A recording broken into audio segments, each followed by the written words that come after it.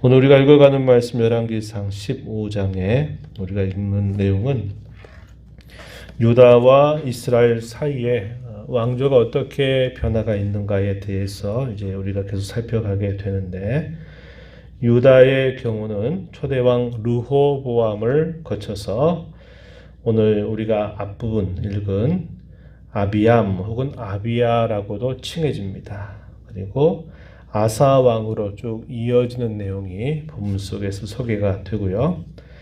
북이스라엘의 경우에는 여로보암으로 시작을 해서 나답 그리고 바사로 이렇게 쭉 왕조가 이어지는 부분을 기록해 주고 있습니다. 이러한 기록들은 그들의 치적에 대한 기록들이 될 것인데, 그런 모든 것들이 자세하게 기록이 되어 있는 역사적인 자료들이 있을 것입니다. 그런데 성경은 그런 모든 것들을 다 기록하는 것이 아니라 선별적으로 기록을 하고 있다 하는 겁니다.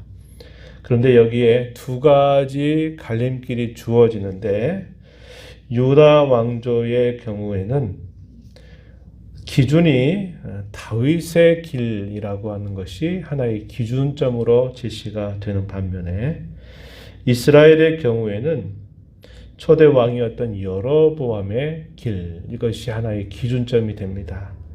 그래서 유다 같은 경우에 기록하는 하나의 관점은 이 왕이 다윗의 길을 잘 걸어갔느냐 그렇지 않았느냐 하는 것을 가지고 하나님 앞에 선한 치적을 남겼느냐 악한 치적을 남겼느냐 이렇게 기록이 되고요. 이스라엘의 경우에는 이 여로보암의 길이 하나의 기준이 돼서 여로보암의 길을 따라가면 악한 왕으로 결국 기록이 되는 것입니다. 그리고 이 여로보암의 길을 따라가지 않으면 그는 선한 치적을 남기는 왕으로 표시인이 되고 있다 하는 겁니다. 우리가 읽은 말씀 가운데 먼저 한번 보시면은 3절 한번 가서 보시기 바랍니다. 3절에 중간 부분에 보면 이렇게 말하죠. 그의 마음이 그의 조상 다윗의 마음과 같지 아니했다. 이 다윗의 마음 표현이 되어 있습니다. 그리고 5절 가서 보면은 이렇게 표현합니다. 다윗이 옛사람 우리아의 일 외에는 평생에 여호와 보시기에 정직하게 행하고 자기에게 명령하신 모든 일을 어기지 아니하였다. 왜 유다 왕조에 있어서 이 다윗이 기준이 되느냐? 그의 마음이 어떠한가를 소개해 주는데, 그는 햇사람 우리아의 일 외에 또 밧세바의 일 외에는 늘 하나님을 가까이 하고 하나님을 늘 모시고 살았다는 겁니다. 우리가 앞에서 사무엘 상하의 말씀을 읽어오면서 다윗이 범죄하지 않았기 때문에 하나님 앞에 인정받은 인물이 아니고, 그는 흉악한 범죄도 저질렀던 인물입니다. 그리고 그 죄를 숨길 것까지 했었어요. 그러나 선지자를 통해서 보내서 그의 죄악을 지목했을 때 그는 하나님 앞에 그 모든 일들을 숨김없이 다 아뢰고, 그 일로 인하여 그의 왕가에 주어지게 되는 모든 징계조차도 그는 피하지 않고 하나님 앞에 잘 감당합니다. 그리고 무슨 일을 만나도 결국 그는 하나님께로 늘 향하는 겁니다. 우리 이렇게 용수철 같은 거 있잖아요. 스프링 같은 거 이렇게 딱 힘을 가지고 잡아 딱 늘리면 손으로 딱 힘을 놓는 순간 그게 다시 본래 모습으로 딱 돌아간단 말이에요. 이걸 복원력이라고 하거든요. 다윗의 삶에 있어서 남다르고 아주 귀한 것은 뭐냐면, 그가 어떤 문제가 있어서 마치 이 용수철이 늘어지는 것 같은 일들이 생겨난다 하더라도 어느 순간 되면 다시 오므라 들어가는 그런 모습이 있는데, 그 복원력이 항상 어디로 향하냐면 하나님께로 향하고 있다는 겁니다. 그것이 그의 평생의 변함이 없었다고 하는 거예요. 우리의 삶도 마찬가지일 것입니다. 우리가 범죄하지 않을 수도 없고 실수가 없을 수도 없고, 우리가 연약해서 이 땅에 사는 동안 하나님의 마음을 아프게 할 때가 얼마나 많은지 수를 헤아릴 수 없어요. 그러나 어떤 일들이 생겨나고 어떤 일들을 만나도 우리가 돌아가야 할 곳이 어디냐면 하나님의 품이다 하는 겁니다. 왜냐? 우리의 죄를 해결하시는 분도 하나님이시고 우리의 모든 생사화복의 문제를 주관하시는 분도 하나님이시기 때문에 그러합니다. 그런데 우리 사람의 본성상 사람이 향하는 것은 하나님과 항상 거리 두기를 하고자 하는 부패한 본성이 있다는 겁니다.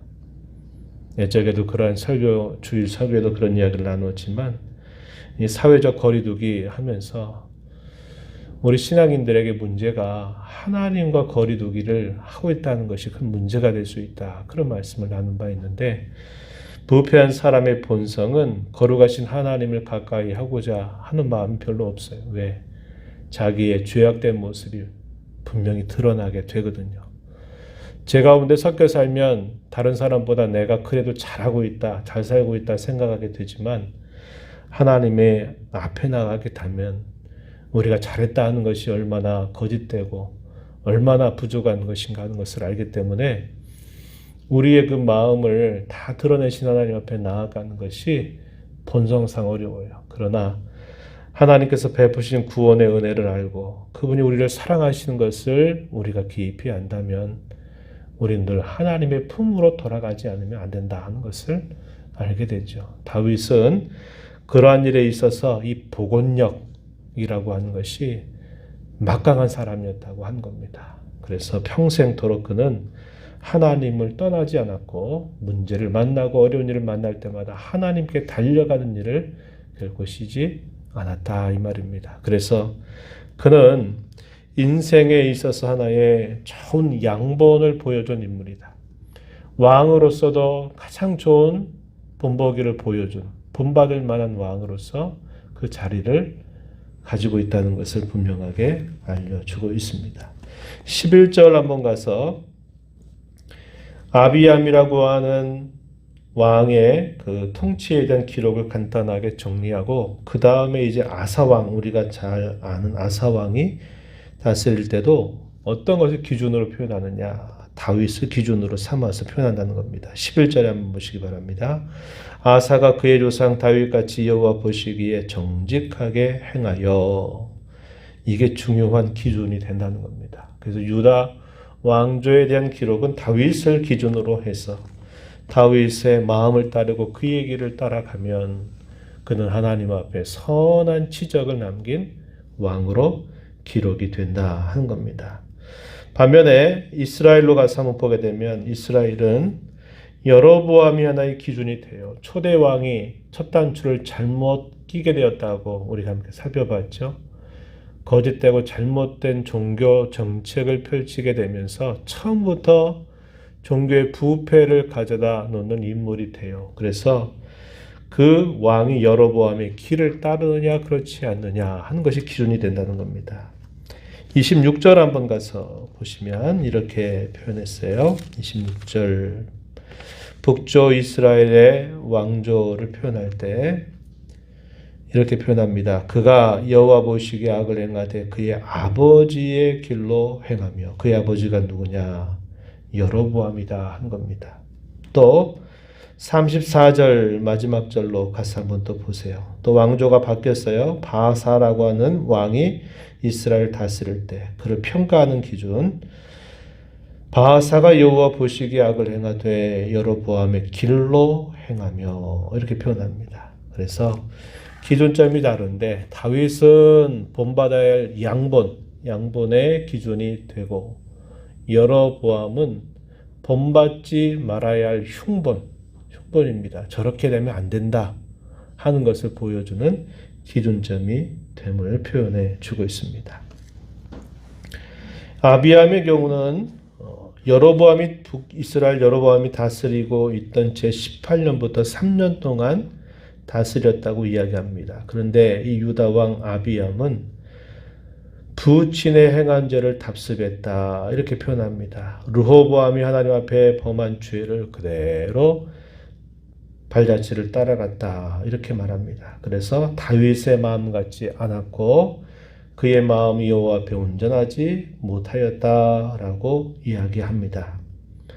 그리고 그렇게 간단하게 언급하고 넘어가요. 그리고 잘 우리가 알고 있는 아사 왕에 대한 치적에 대해서는 비교적 길게 소개가 됩니다. 9절로부터 24절까지 소개가 되는데 이 아사 왕은 무려 41년 동안을 다스립니다. 그러는 동안에 북이스라엘 나라의 왕조가 굉장한 변화를 일으켜요. 이렇게 변화를 일으키게 되는 이유는 결국 범죄 때문에 그러합니다. 그래서 왕을 죽이고 하는 이런 소위 이방 세계에서 있는 권력에 의해서 그 권력을 탐하려고 하는 것으로 인해서 금방금방 왕들이 바뀌어가는 모습이 나타나요. 그래서 이 유다 왕의 아사가 다스리고 있는 동안에 북이스라엘의 왕조가 계속 바뀌어가면서 어디까지 가냐면 아합 왕, 이스라엘의 역사 속에서 가장 악하다라고 평가되는 아합 왕까지 계속 왕조가 바뀝니다. 여러 왕들이 바뀌게 되는데 아사 왕이 다스릴 때 여로보암도 초대왕 여로보암도 있었고요. 그 다음에 그의 아들 나답, 바아사, 엘라, 오므리, 이 오므리도 아주 유명한 사람이죠. 악한 것으로 유명한 사람. 그리고 아합까지 이어집니다. 그래서 아사 왕이 상당히 오랜 시간 동안 다스렸는데 그가 한 가장 하나님 앞에 좋은 일은 뭐냐면 종교를 개혁했다는 것입니다. 11절 가서 보면 여호와 보시기 정직하게 행했다라고 말하고 남색자들을 추방하고 모든 우상들을 제거하는 일에 아주 단호한 결단을 내렸음을 이야기해 줍니다.